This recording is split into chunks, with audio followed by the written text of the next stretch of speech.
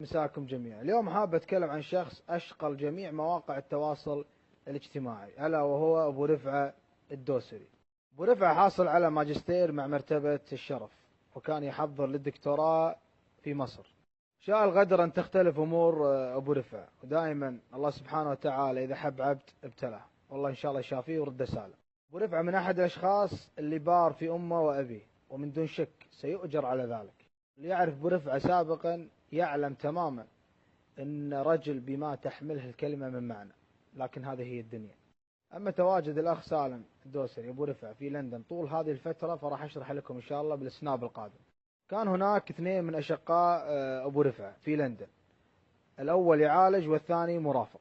قبلهم أبو رفعة حصلت هناك مشكلة بينه وبين صاحب محل، ودائما في دول الاتحاد الأوروبي أو لندن أو أمريكا إذا حصلت لك مشكلة ما تغادر البلاد، فما تقدر تغادر البلاد إلا لما يتم انتهاء قضيتك. لذلك هذا سر تواجد أبو رفعة في لندن، وهي قضية مشاجرة فقط. فأرجو من الجميع الأخوة اللي أساء لهم أبو رفعة أن يسامحونه ويعذرونه، الكل يعلم حالته ويجب أن ندعي له أن الله ييسر أموره ويهديه ويرجع سالم. وأرجو من جميع الأخوة اللي قاعد ينشرون مقاطعه أن نوقف هذا الأمر. والله أن ما نبي نوصل هالمرحلة أن قاعد نضحك على شخص مبتلي، باكر الله يبلينا. اقتناع تام أن كثير من الأشخاص في هذا المجتمع على قدر المسؤولية يحسون بهذه الأمور، لذلك دعواتكم.